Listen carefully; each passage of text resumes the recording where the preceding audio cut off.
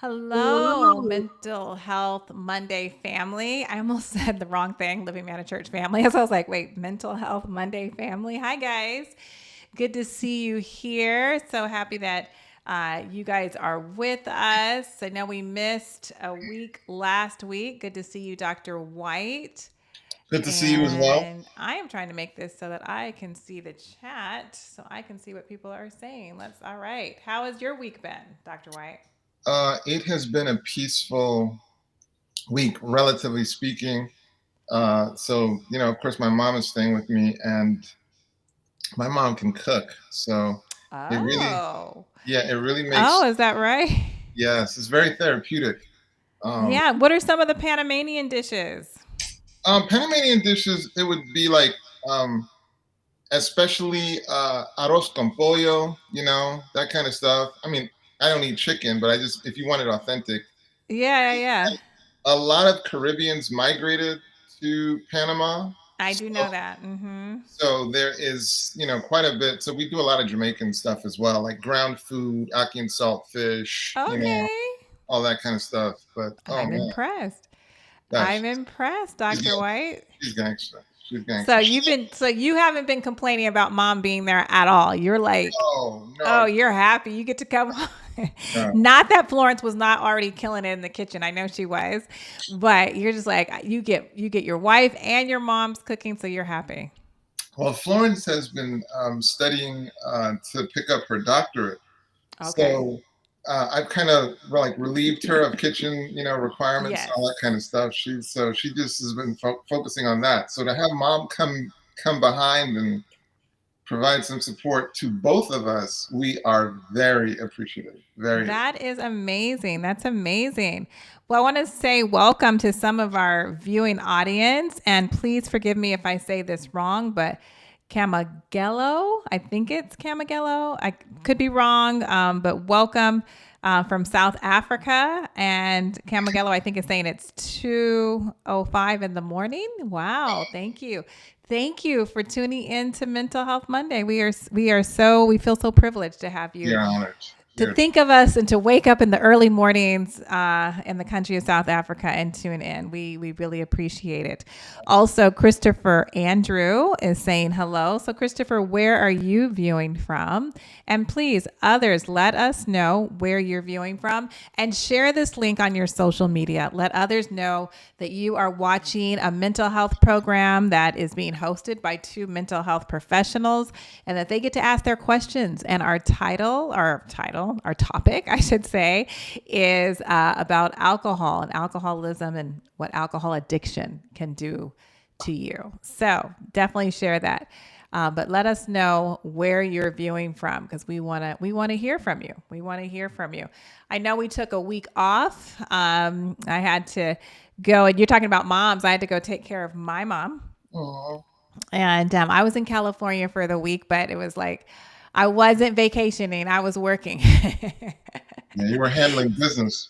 Yes, but I did enjoy being in California on the coast. I forgot, like, I really didn't bring warm enough clothes because here in the South, like when it starts to warm up, like it's warm in the evenings, it's warm in the morning, like it's warm, right? I forgot the coastal. How did I forget? I've only been gone 3 years, but the coastal climate when it gets in the evening and the morning, it's chilly, and you have to do layers. So it's going to heat up during the day, but you're going to need like a light jacket during the day. I mean, in the morning and in the evening for sure. Absolutely. Like it's funny when you live in California, you always have a jacket near you, no matter what. Because You never, always because the weather just shifts so it dramatically. shifts. That coastal breeze is coming in. Definitely. Okay, Christopher, you're in Wildwood, Florida. Well, it's good to have you here, and we are so thankful to have you here and everyone else that is viewing and watching with us. So, Dr. White, you had to leave last time. You had to leave early. So, we are wanting to, I'm not going to talk as much today because I carried it for a little, I did carry it till the end. But I definitely did not have the knowledge that you have on addiction. So, we want to hear from you. And honestly, I can't even remember where we left off, but you can You you might can as pick it well up. start from the top. Yes, because we really didn't have a lot of time last time. Right, and this is sort of like it's hidden in plain sight. Mm-hmm. Alcohol addiction is often overlooked because it's kind of talked about so much, you don't think it's that big of a deal. But Right. when you look at the stats, you realize alcohol is nothing to ignore. Mm-hmm. It's something to take actually very, very seriously.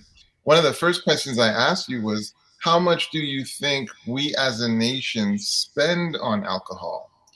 And that statistic was so, like, I don't want to say alarming because that's a little too strong, but I think most Right. people about fall out of their chair. You were like, what do you think? Like a billion or something like I that? think I said 1 billion and you said way more than that. And see, I'm not remembering even what. 304 billion. Yes, 304 billion. 304 billion. And so what that breaks down to is the average annual expenditure per customer unit on alcohol beverage was $637, up Mm-hmm. from $563 in 2022. Okay. So that's Mm-hmm. almost like the average, person in the US is spending that much on alcohol, like 600 bucks. So a US household spent on average $294 on alcoholic beverages consumed at home. All right.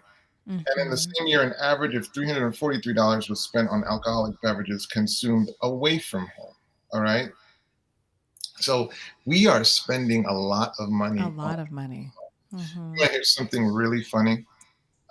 So as you're going through life, you're going to be in settings where you get pressured to drink, right? Mm-hmm. Where do you think I got the most pressure to drink?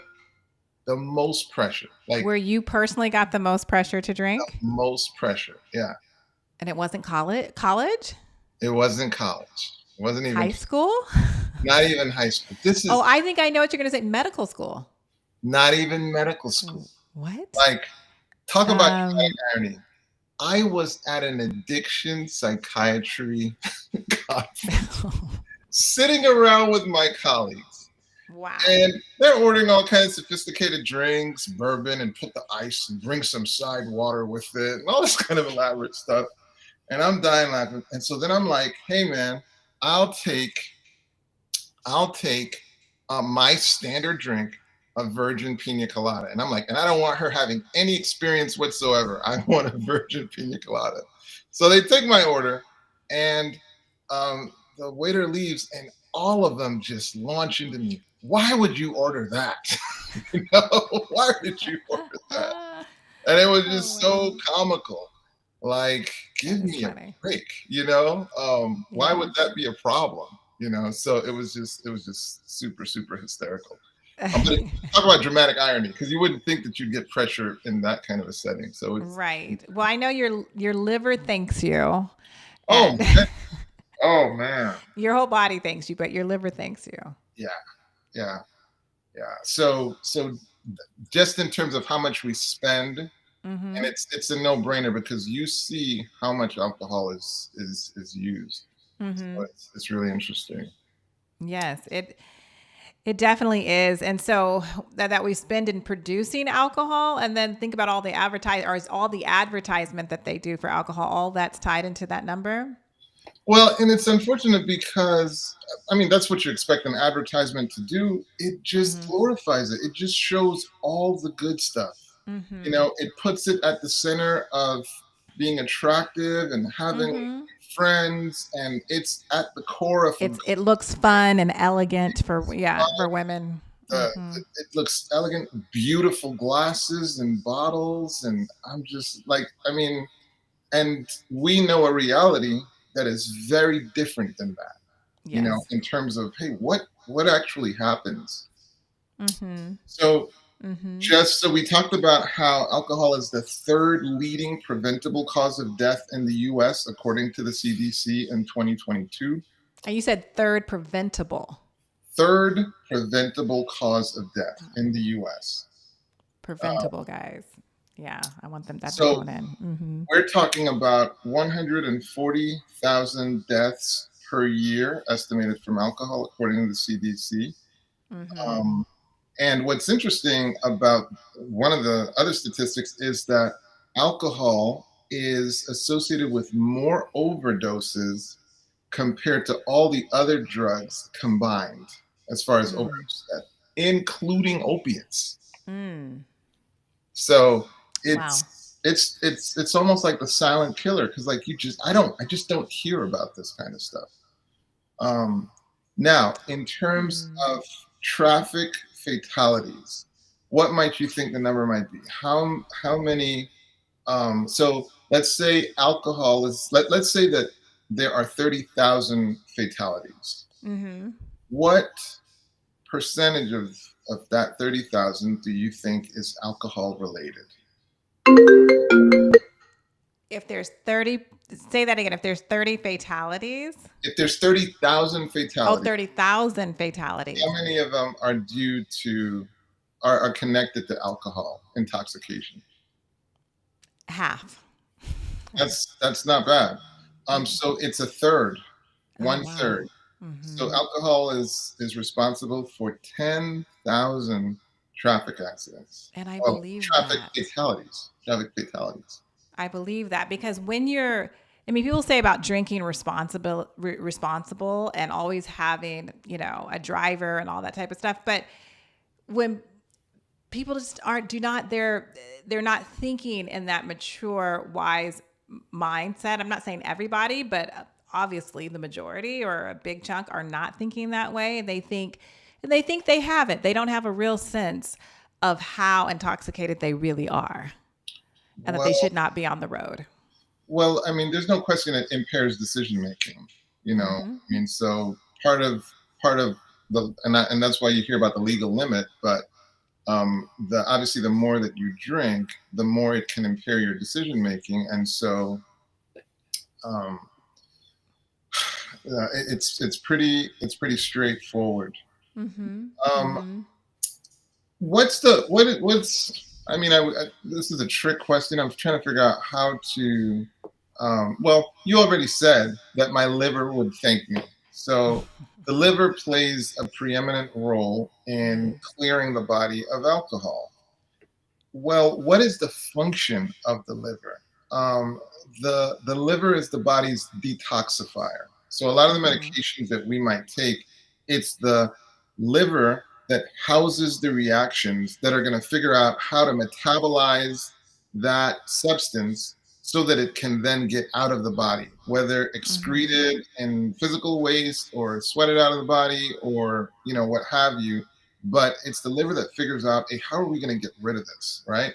Mm-hmm. um, and so you can imagine then why a liver that's not working is incompatible with life. Mm-hmm. Yes.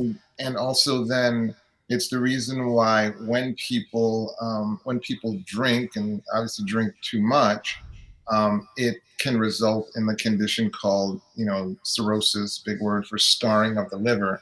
But Mm-hmm. basically you're damaging the liver to the point where it's not functional.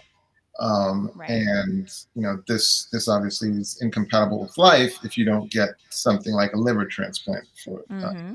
which of course is not something that's easy necessarily to get.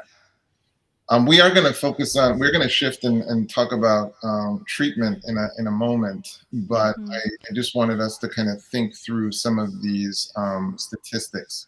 Right. Things that we don't always think about. I mean, people were pretty blown away when you read that first, or when you read the statistic about how many um, casualties are from being drunk on from alcohol and causing fatalities. And when because you're about to switch gears now, and about treatments and things like that. But before we even go right into that, I know there's people who are viewing that have dealt with an alcoholic in their life, and are probably just wondering, like, what should they do as a friend, a family member, when they're trying to get somebody who's an alcoholic some help? What Yeah. should they do, and what should they not do? Well, you and I both know that a hallmark for therapy and for therapeutic intervention is first start with listening. Like, listen and get really as clear as possible as for what is it that this person needs? What is their stated need? Do they even recognize that they have a need? So it's absolutely critical that whatever intervention you're thinking of, start with assessment. Okay, this is standard in professional, interaction. You start with assessment. You start with listening. So really and truly, try to get an understanding of what is this person's stated need. Um, Mm-hmm. do some listening, ask some good questions.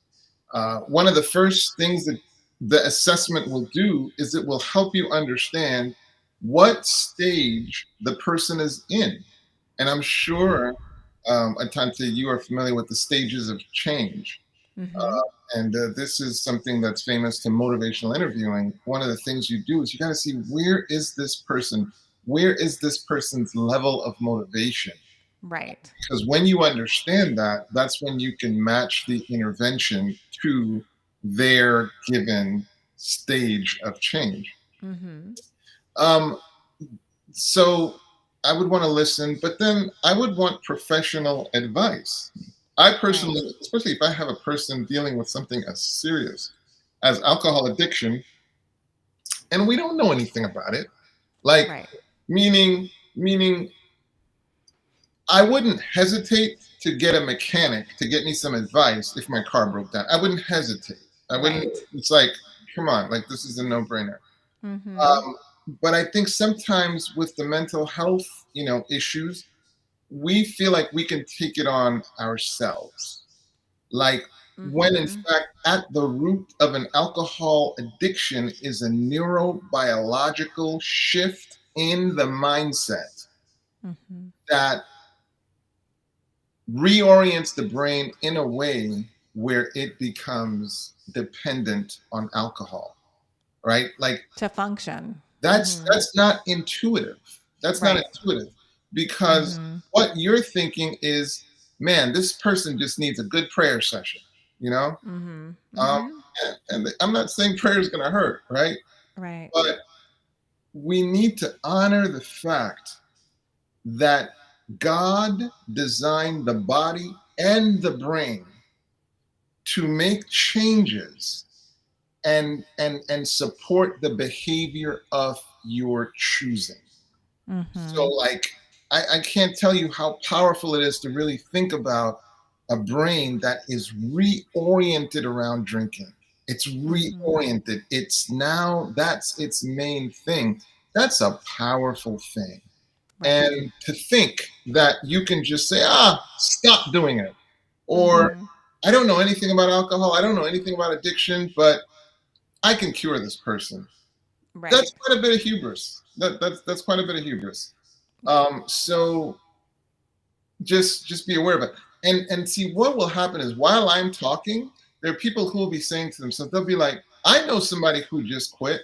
I know I told this person. Again, remember how I started the discussion. There are stages of change. And so Right. you'll find different people in different stages. Right. Correct. That doesn't Absolutely mean right. that now you have sufficient perspective to be able to say, well, this is how most addicts are going to believe, or this is how most alcoholics are going to believe. I Mm-hmm. promise you, it is a disease that is deserving of professional attention. Mm-hmm. Mm-hmm. And So when you're too close to a situation, like if it's a spouse or a child or a parent, that the person who's dealing with the addiction, they definitely a lot of times will resent or fight back to those people who are so close to them, trying to help them make that change. If it's someone like a mental health professional or in a different setting, that is they are more will be more obliged to listen and want to at least hear, possibly if they're in that phase where change is that they're in that phase of change where it's possible to make that decision. 100%. And let me help you understand how complicated alcoholism or addiction is. There are skilled practitioners, there are skilled therapists, passionate about therapy, who will say, let me get you to somebody who actually has expertise in dealing with alcoholism For sure. or For addiction. sure. because it's a specialized approach. I'm So one of those therapists. they'll- I mean, I and am you're skilled. well, but I definitely refer. I mean, I don't. Yeah, addiction is not my specialty, but definitely refer them to someone who specializes in that for sure. Because there are just things that are counterintuitive. All right, I see a question here. Yeah, I call alcohol the serum. Why do people display their honest feelings a lot when inebriated? it's a good So, question. one of the things that allows me to modify my behavior, it allows me to modify my speech, and it allows me to edit my content is because my prefrontal cortex is functioning. Mm-hmm. So, one of the things that will happen when people get a damaged prefrontal cortex is their capacity to filter will be impaired and it'll be reduced. So sometimes people who have a damaged prefrontal cortex, for example, they might even be more rageful. But other times you'll be like, I can't believe you said that, you know, Mm-hmm. because the bluntness is kind of surprising. So one of the things alcohol will do, and it's famous for doing, is it will disinhibit. It will Mm-hmm. disinhibit. So where you might have been inhibited before, now you're more prone to just saying that thing. Mm-hmm. But as it progresses, one of the things that you do is you lose judgment. You lose the Right. judgment to edit. And that's why you might be a bit more truthful. Only problem is it might be brutally truthful. I hope Mm-hmm. that was helpful, Cassie. Yeah, people say when they hear a drunk person saying things, they believe it. It may have come not out the right way, but because of they don't have that barrier that would help them to filter. Oh, maybe I shouldn't say this. Maybe this isn't the right time. That they're just more honest in those type of situations. So that makes sense. So Sharice is saying, so it's true. Once an alcohol. Oh no, she says, so is it true? Once an alcoholic, always an alcoholic. Very good Okay, so question because people say that. Sharice just Mm-hmm. dropped a bomb in here. For those who don't know, she just dropped a bomb where like a lot of people who are close to the community, they just pull their chair up because they're like, I want to see what he's going to Yeah, say. what you gonna say? And What you gonna I'm say? interested in what you're gonna say. Okay, so on this side of the equation, Sharice, there's what's called a 12-step community. So like Alcoholics Anonymous, so on and so forth. And so the message will be, look, take your condition seriously and just presume you're always an alcoholic, because when you do that, it'll keep you humble, it'll keep you coming to the meetings, it'll keep you disciplined about your Mm-hmm. recovery, because the mindset is, I can never drop my guard. And you know what? That's a good thing. So Right. there's an advantage to thinking that way. Also, if you're going into the community, it's kind of silly to be like, I'm in the community, but let me fight with you on this issue. I don't think it's worth fighting over, you know, as far as, this label of alcoholism. Okay, now Mm-hmm. over on my side as a Christian psychiatrist, right? So, number one, um, I recognize that the brain, as I said before, is capable of orienting itself around the activity of your choosing. I'm a Mm-hmm. firm believer in neuroplasticity. I Yes. believe Me your too.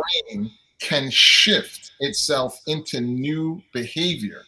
So now you're talking to Mm-hmm. me, a neuroscientist, as a believer in neuroplasticity and in neurobiology, so Mm-hmm. that I do believe healing can take place. Now, where that's not helpful is, it's unfortunate when a person says to themselves, I'm healed, so now I can start now getting sloppy. That's where it's Mm-hmm. unfortunate. It's Mm-hmm. almost like there's a hubris, there's an arrogance where now I don't have to be as thorough. That would be unfortunate. That's where it can be helpful. But personally, the language I would embrace is, I'm in recovery, and I'll Mm-hmm. be in recovery forever. But I'm in recovery. Mm-hmm. I Mm-hmm. think language is so powerful. I would never want to pronounce over myself doom. So Mm-hmm. that's why I like the language of recovery. I'm in Recovery. recovery. Mm-hmm. But I I really can see the two advantages to both. Yeah, I think that makes sense. And I think the community won't be mad at you for that. Most won't be mad at you for that. I mean, it's something similar to what I tell couples, right? It's like, especially when they're ready to graduate from therapy, if they stop doing the things that they have learned to do, they will be right back where they were to come into therapy in the first place. And so I think it's the same thing for an addict. Like, they are in recovery. And so that just means that the lifestyle decisions that have gotten you to where you are to be in recovery and to be doing so well, you have to continue to do that throughout your life so that you're not practicing actively in an addiction space. So it makes sense. Absolutely, absolutely. Love it, Tim. Love it. I say I'm recovered in recovery. Here's another statistic that should really motivate you to take your recovery as serious as possible. This is a stat coming from the National Institute of Health as well as the World Health Organization. Mm. Heavy drinkers die on average 24 to 28 years earlier than their counterpart, their non-drinking Mm. counterparts. Okay. Mm-hmm. So long-term heavy alcohol use can shorten life expectancy by 2 to 3 decades. Mm. Okay. Mm-hmm. Especially when combined with other drug use and things like smoking. Okay, so this hopefully would have a person be very motivated. So I just want to make sure I was clear in answering your question. So if you have a loved one that is suffering with alcoholism, get some professional guidance in terms of, Mm-hmm. hey, how should I tackle this? Mm-hmm. Because the things you might be inclined to do that you think are helpful might not be helpful. And some of the things that Mm-hmm. you might be thinking might be unhelpful might be helpful. Get some professional guidance. Mm-hmm. Mm-hmm. Um, I like what I mean. I know this is not up here, but I like a comment. Let's see if we can put it up there. Let's see. I truly believe in what he is saying about the neuroplasticity. As someone who's going through that, I can say it takes a lot of prayer and dedication and dedication. Yes. Yeah. It's just, I mean, it's the reason I can believe that when a patient is sitting in front of me, there's hope. There's hope. Mm-hmm. Mm-hmm. Mm-hmm. There's genuine neuroplastic support for your transformation. There is. You know, what we believe as mental health professionals, as soon as you pick up the phone, that's the beginning of your healing process. So as soon as you are, wanting to reach out for help, that is the very first step. And so Uh, that's the beginning of the process. But yeah, um, okay. And I have a question, and maybe others, do as well. And like what we're talking about. So, if someone for whatever reason is not able to get into a rehab situation, I mean, and they're not even able to afford, traditional therapy to stop, what would you say to that person? But they want to stop uh, drinking. fir- First and foremost, I would say, um, let's be honest. You use some very creative ways to get alcohol, right? Mm-hmm. I'd be like, let's be, and it's funny because they'll like sheepishly smile and they'll be like, yes. And sometimes I'll even say, tell me some of the stories. Mm-hmm. And I'm just saying the brain, just the brilliance involved in getting alcohol. And so I'll say, hey, the same brilliance you use to acquire alcohol, now I want you to use that for your recovery. Mm-hmm. Same brilliance, same brilliance you use to destroy yourself. Now I want you to use it to heal yourself. So be creative, and as best you can, don't limit yourself. Don't just assume I Mm-hmm. can't afford recovery when I could afford the drug, but I can't afford recovery. All right. Mm-hmm. Next thing that I would say is we are all familiar with Alcoholics Anonymous. We're all familiar with it. Yes. And I would say it can play a powerful role Mm-hmm. in your recovery. It really can. Here's some Mm-hmm. things to consider. First and foremost, there tend to be so many groups. You can find a group that fits with your personality. So just because Right. you go to the first group and it doesn't fit, it doesn't mean another group might not just hit the nail right on the head and you find a community that supports you. Now, here's a mistake that some people can make. They can Mm-hmm. go to the group and decide not to work the steps. Mm. Okay? It's really important to actually work the steps. And part of Mm-hmm. that process is you got to get a sponsor. Right. You got to get a sponsor. But there's Mm-hmm. still a mistake that people can make. So you go to the group, you get a sponsor, you work the steps, but what's the mistake then? You don't graduate to becoming a sponsor. Mm-hmm. Mm-hmm. And those that actually do graduate to becoming a sponsor, they have a high rate of maintaining recovery. Okay. Yeah. So Mm-hmm. that so and it's free. The, it's usually with the mindset of pay it forward, you know. Right. Yes. And so here's now let's talk about the attitude of going to the meeting. You could go to the meeting and sit in the back, right? Mm-hmm. Sit in the back where there are a lot of people who aren't quite as motivated and you're distracted and you maybe just leave with somebody who's also not all that committed. Mm-hmm. Or you could show up and you could be present. Right. You could be present. The other thing about the mindset is you could be looking for excuses as to why it won't work for you. Mm-hmm. You could be looking for excuses. And if you're going in with that mindset, you're going to find something. Right. But if on the other hand, you chase your recovery the way you chased your addiction, Mm. you're Love not going to that. let that stuff push you out. I love that. That's powerful. Chase your Chase recovery, your chase your recovery recovery with the like you same chased your vigor addiction. that you Mm-hmm. chase your addiction, with the same brilliance, with the same creativity. That's how you chase your recovery. Don't let Mm-hmm. anything dissuade you from your recovery, and you Mm-hmm. won't be distracted by a lot of the things that take other people out.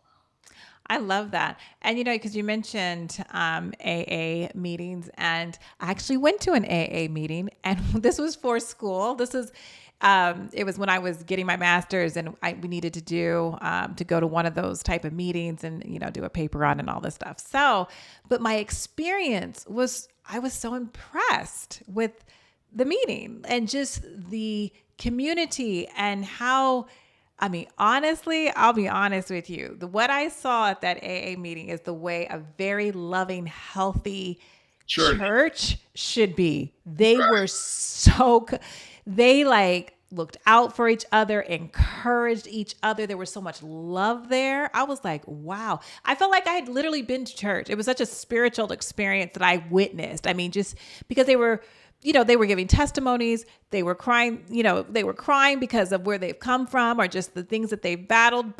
And some were encouraging those who were just, starting up. It was just really like just a beautiful experience. I have to so say, I was impressed. I didn't even know I was going to do addiction psychiatry, but my project in medical school was going to AA meetings. It Mm-hmm. surrounded going to AA meetings. And the thing that was really cool to me was, you know how in church you show up and it's a facade? Like you don't show up to church and you be Yes, like, I know exactly what you I, mean. I wish I you know I wish there exactly. was like this big bucket where you could take your sin, and Right. just like put that badge on, right?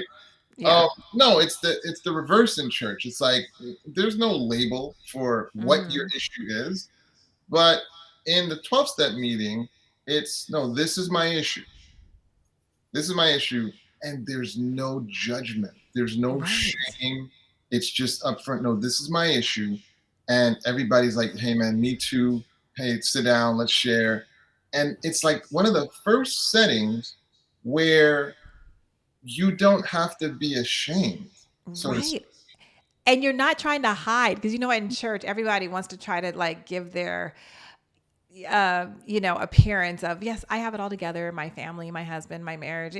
At an AA meeting, nobody's trying to even act like that. Right. It was just such a, it was just a beautiful thing to witness. It really was. It was a place authenticity was celebrated. Like, yeah, Yes. like so Yes. that was my experience of it. Uh, Mm-hmm. and so that was just, it was, I found that very Yes. therapeutic. We have a great question from Joanne here. You can read it if you want Can to. someone who is recovering can someone who is a recovering cocaine addict not using cocaine for the past 15 years, but is now drinking a lot of beers, seemingly not affect, can still be considered an addict or alcoholic? Well, you got to know in the recovery community, it's sort of an all or none. Now, in fairness, they Mm-hmm. make an exception for smoking. I wish they didn't, but like one exception is made for smoking, but that aside, any other addiction is viewed as um, messing up your recovery. So Which if would make you're a sense. cocaine addict and now you're drinking alcohol, Mm-hmm. the recovery community would not be like, "Amen, brother." Nah, that's not Right. that's not celebrated, if you will. It'd be frowned upon and certainly Mm-hmm. discouraged. Mm-hmm. Um, Because you're just slipping to a different addiction when you're going from one to the other. Man, I could go deeper in this, but even if they leave substances, they might go to something else like, I don't know, like gaming. I don't know. People get addicted to well, gaming. Just sugar, like yeah, something like, sugar yeah, was a big sugar one, for and sure. smoking was a big one. And it's really Mm-hmm. sad when people succumb to smoking because alcohol, we're saying, is killing about 140,000 people a year. Smoking is killing 430,000 people a year. Mm, So, like, you yeah. really don't want to succumb to that one. Right. Um, so, I think when you identify an addiction, it's an opportunity to do a search to see what is it that I'm longing for. What what Right. what what was it that this Mm-hmm. addiction was self-medicating? And Mm-hmm. yes, there will be a temptation to satisfy the desire with a counterfeit. Mm-hmm.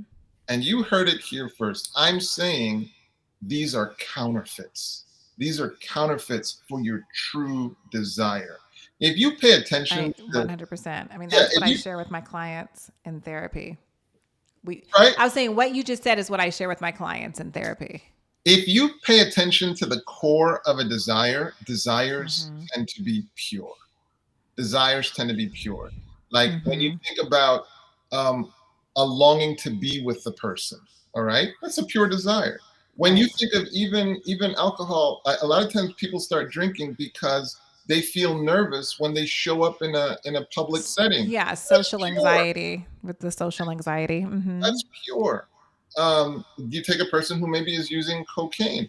Again, like you want to feel good. No, that's pure. And a lot of addiction is a desire to escape the pain. Yes. That's Yes. pure. Yes. Now, the question before you is, will you use a counterfeit to satisfy the desire? Mm. That's the question. Mm-hmm. That's the trick. And that's what you want to avoid.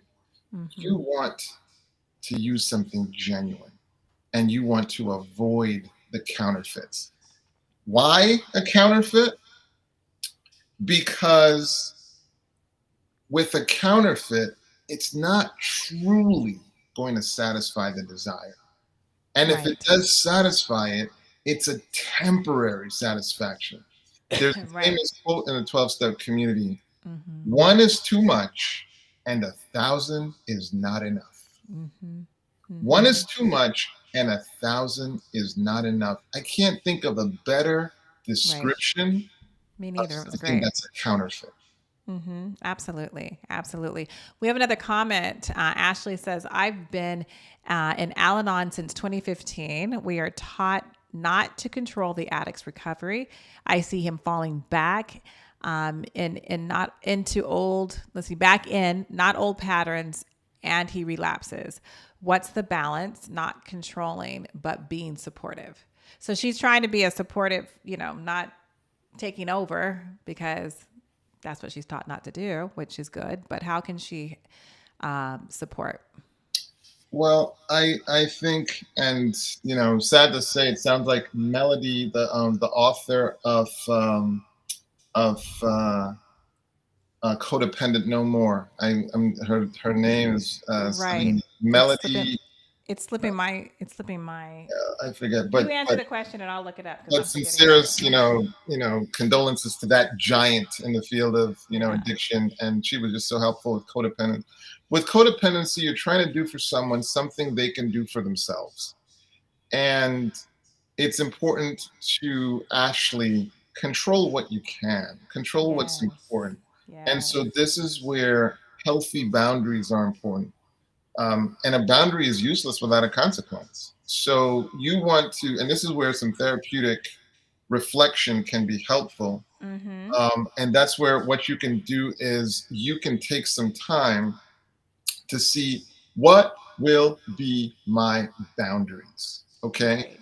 What will be the boundaries that support, you know, and what will be the consequences if those boundaries are violated? Right. And it's good to clarify that. And then it's good to clarify that with that loved one. And so, as you can see, because I don't know you, I don't know the situation, I don't know the person in question, I can't speak really intelligently on it. And this is why a therapist or someone with the expertise can Mm-hmm. custom tailor and customize a recommended group of boundaries, for you. Like you guys could co-create them, and of course the appropriate consequences. But that's Right. why it's so important. But that's a great question. Right. And Um, Codependent No More was written by Melody Beadle. Beetle, Melody. was it? What is it? Is it? Oh no, no. I'm sorry, not Beetle. Betty. Melody. Beatty. Beatty, Betty. Beatty. There it Beatty or is. Beatty. Beatty. Okay. And Yep. recently, she unfortunately passed away. So, sincerest condolences Yes. to her loved ones that and the addiction community that's missing her because her book was a landmark book. Yes, it really was. It really was. Um, Here's another question. What is the effect of shame and guilt on someone's recovery? Came in late, and I don't know if you had talked about it no, yet. we Yeah. didn't talk about Nope, we didn't. shame and guilt in recovery. Um, David, I'm going to answer that question. Before I do that, I'm going to plug the fact that I am doing a stress webinar, a stress mastery webinar this Thursday at 7 p.m. Pacific. This Thursday. So, Amber, I think I had sent you a link to how Right. people Yes. can. And yeah, you guys don't want to miss this. Like I said, because I did mention it at church on Sabbath. So you don't want to miss this, guys. And like I said, when I announced it, we're all dealing with stress and we can all learn how to better deal with stress in a healthy way. We will benefit our mental health and our physical health and just our life in general. And this is a free webinar. So you want to go there. You definitely want to Okay. go there. And I think Amber's working and getting that up. So you She's guys will fabulous. know where to So go. for those of you, just in case we don't get the link, info at the Mastermind Institute, just email me at info at the Mastermind Institute and I will send the link over to you. Again, info at the Mastermind Institute. All right, now let me answer David's question. What is the effect of shame and guilt? See, this is why it is so important to limit the focus on shame and even on guilt, because when you really focus on shame and guilt, one of the things it will do is it can actually trigger a relapse. You can feel so ashamed and so worthless. Remember, addiction is a disease of escape. So you can feel so awful. Guess what? You want to escape feeling awful, and you end up succumbing. You end up actually, you can end up relapsing. So what I'm getting at, David, is there's a point at which um, shame and guilt. There's a point at which shame and guilt can actually like not help you, and so you want to be aware of that. Um, I'm checking. That link is not me, Amra. I mean, It was me. Is that not your link? The that's not me. mastermindinstitute.com? It's the mastermind, not Oh, someone the just says master. Mastermind It's Institute. the Okay, there mastermind. you go. Amber, But make I don't know if that's the link um, the Mastermind. Okay. for the thing. But anyway, so I just want you to think about that, and maybe you can make a comment while I get Amra the link. Okay. Yeah, you can get the correct link out there. Let's see. We have other comments and questions. Let's see. Sharice again wants to know, I have a friend who makes his own beer. What's the advice can be given concerning his alcoholic tendencies if he can make his own? I mean, it's still beer, so I don't think it. I mean, I don't think it matters if he can make it. I don't know if I'm completely understanding the question, but whether he gets it at a store, if he makes it, if he's addicted to it or cannot stop, all the principles stay the same. The first time I saw the name Spirits mentioned on a store that sold alcohol, I was clueless, but they don't hide what it is. I agree. I mean, growing up, I didn't really realize what them calling it spirits, but it really is. It can really medicate the mind, and to take over the way that we would normally think when we're not intoxicated with alcohol or any drug. So I think spirits is definitely the correct, a good name for it. So yeah, there's a lot of different. Did you want to say something, Dr. Whyte? With the prior question, view the addiction as an opportunity to go on a journey to solve the real issue. And let's say, for example, as opposed to drinking their alcohol, well, maybe I'll make my own. That's still using a substitute. It's still using a counterfeit. So I think it would be worth exploring what is it that I'm really after. Like I think that's what addictions steal from us, or that's what counterfeits steal from us, Right. is the ability to find out what am I really after. What is my true desire? It's a worthwhile journey. I mean, It is. Just It explore really it. is. What is it that I truly desire? Because I think that'll be incredibly powerful. There's definitely people who are appreciating this topic. I know David Hunt says that he's appreciating this, and he'll have to go back and listen to the whole thing.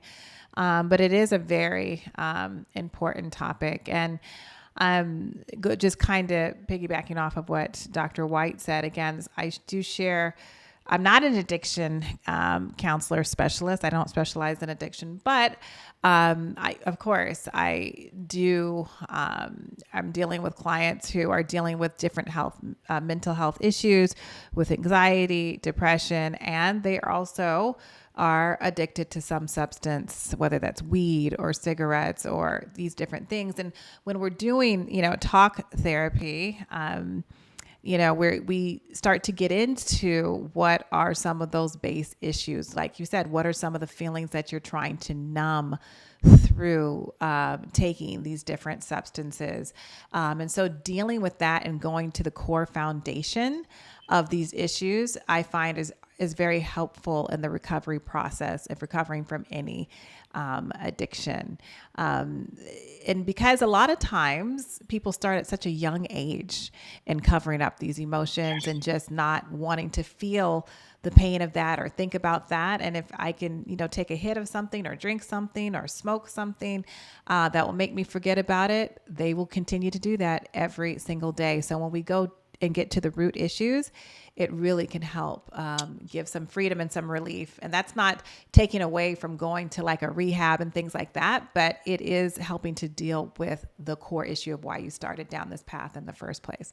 And Dr. Whyte, well, go I'll ahead. tell you something interesting. So from time to time, I remember in treating someone with addiction, um, they may have had a loved one who passed away, let's say like a year ago, but they had escalated their drinking shortly after that person passed away. And now in treatment, where they've been detoxed, it's as if they're crying about it, that like their grief experience is as if it happened yesterday, as if the death happened yesterday. Now, why would that be? Because it's almost as if the substance, the counterfeit, had interfered with their ability to process the grief, to experience the grief. And that's how profoundly we can be impacted by relying on a counterfeit. Once you remove that counterfeit, it's waiting for you. It's right there waiting for you. So now Joanne said, I'm trying to figure out how to let that individual know that drinking alcohol is a counterfeit of cocaine. Will he be offended or feel defeated? Well, Joanne, these are the questions I would need to know in order to answer that question. I would, and I'm not asking to know them. I'm just like letting you know why it's hard to answer that question. I don't know your relationship with the person. I don't know if you have listened to them enough to build the credibility to where they would award you with having influence over them. Um, I don't know your understanding of addiction or recovery. Um, so I hope you just see there is just a litany of things that go into making a recommendation to a person. And the first is you have to be perceived as credible by that person. And part of being perceived as credible is being knowledgeable on the issue. Number two is them being clear you're emotionally invested in them and them feeling like you've listened to me enough to the point where I'm literally asking you, hey, what are your thoughts? What are your thoughts? And what you'll find is people will often make recommendations prior to having earned the right to make those recommendations. So I think Joanne's follow-up question then would be, well, what can I do? You know, and that's why the professional consultation would be so critical, because there is Right. something to be done. Um, Yes. and I'm not minimizing prayer. I believe prayer changes things. But I think that more can be done. But I want you to see why professional consultation is critical, because then you can customize it to the situation. You can customize. Right. Which Ashley needs to happen. Owens. Hi, Ashley.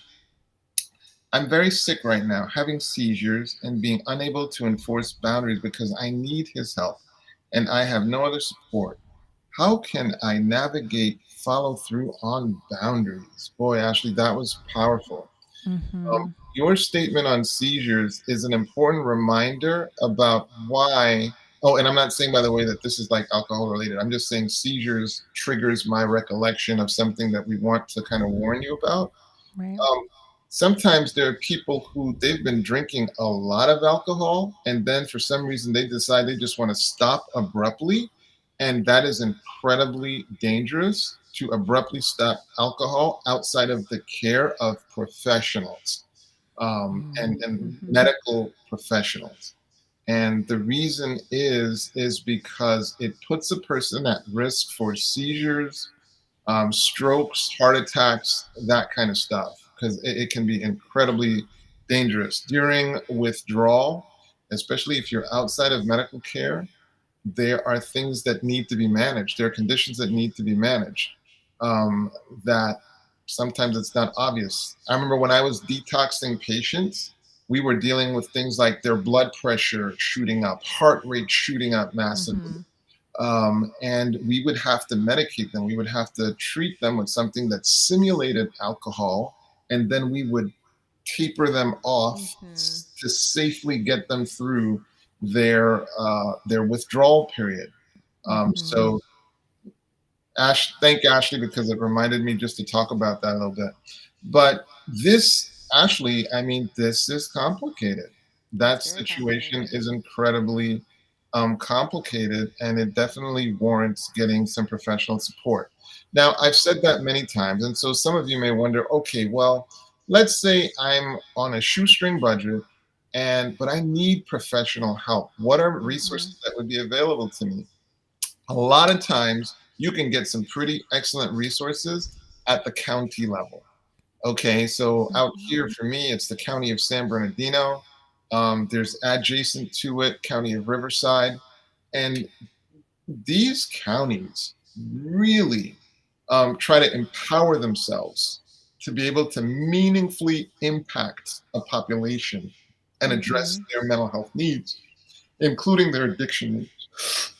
So I would definitely investigate at the county level what's available to me. Obviously, if you're Yes. insured, you want to contact your insurance and check in and see what is available to you. You can go to your primary care doctor, and you can, again, you can ask and find out, hey, what's available to me? What might be a therapist that actually has expertise in this area? Then, of course, there's your 12-step communities. Sometimes in the 12-step communities, again, you might learn about resources that Mm-hmm. are, available in your area. But actually, super complicated question. Thank you for the courage of, asking a question like that. But it really deserves some customized attention. Yes. Okay. This is going to be our last question, but definitely let's take this Since from I stopped Christopher using Andrew. drugs and alcohol, I feel like I've lost touch with my intellectual feelings. But in Mm. addition, 2.5 years ago, when I was still using, I was stabbed in a coma and I was in a coma for 3 days. Let's see. So, lack of oxygen, in addition to copious amounts of drugs, have played a role in my memory loss as well as what seems to be dissociative disorder. Any thoughts on that? Mm. So, Wow. Christopher, if I were you, I would pick up the book, The Brain That Changes Itself. The Brain That Mm-hmm. Changes Mm-hmm. Itself. Because Which is I would be investing in personal mental health rehab. I would be right. stimulating my brain like crazy. Yes. I would be trying to learn languages. I'd be trying to learn, different activities. I would be communicating to my brain, I'm not done with you. Right. I'm And not it's done the with you. neuroplasticity, and I it can happen. I would be triggering Mm-hmm. neuroplasticity. Mm-hmm. In that book that I'm recommending to you, The Brain That Changes Itself, it has these amazing stories of people who had suffered like massive strokes. You're talking about like anoxic injuries, and I'm not minimizing that. But these Right. are people who suffered massive strokes. But because their rehab was so aggressive, they were able to get amazing recoveries, amazing Mm-hmm. recoveries. Mm-hmm. But just the idea, but the general picture of what I'm describing, Christopher, is I would really want to stimulate my brain. I would want to challenge my brain. I'd want to read. I'd want to think. I'd want to memorize scripture. I would want to learn languages. I would, if Mm-hmm. Tell me what you do for a living, Christopher. Just it'll kind of help me kind of frame my advice to you. But I Mm-hmm. would I would really want to stretch my brain. Right. Being patient and loving with it, because I'm not saying overwhelm it, but I just mean as much as it would allow me to, I would want to grow and I would want to get better at my activities. I would want to really Mm-hmm. apply myself. because the brain is capable of change. We are gifted with a neuroplastic brain, Yeah. and it tends to have the ability to help us with the activity of our choosing. It's the most beautiful gift I feel like that God gave us Looks in like in he's a human farmer bodies. and a carpenter for the past 20 years. So Mm, I would be developing, I'd be trying to learn new aspects of carpentry, as much as it's safe or whatever, because mm-hmm. I don't know your Right. particular situation, but I'd really want to be trying to develop my skill to become really proficient. I'd want to do everything I could to communicate to my brain, I'm not Mm-hmm. done with you. And That's talk right. about the vitamins that I'd be going after. I would want to just love on my brain with nutrients, love on Mm-hmm. my brain with sleep, love on my brain with oxygen.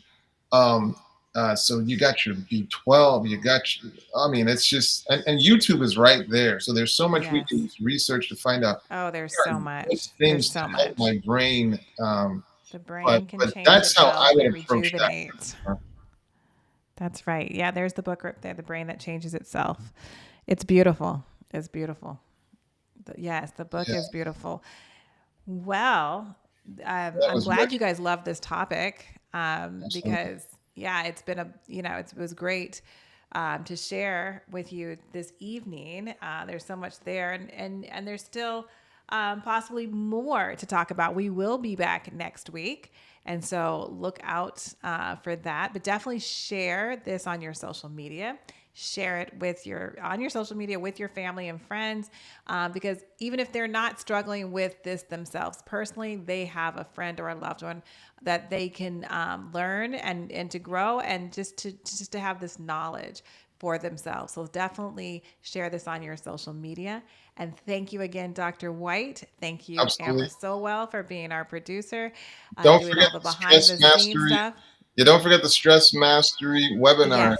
this Yes. Thursday at 7 p.m. Pacific. 7 p.m. Pacific. I know we're all stressed out. Come out. It's free.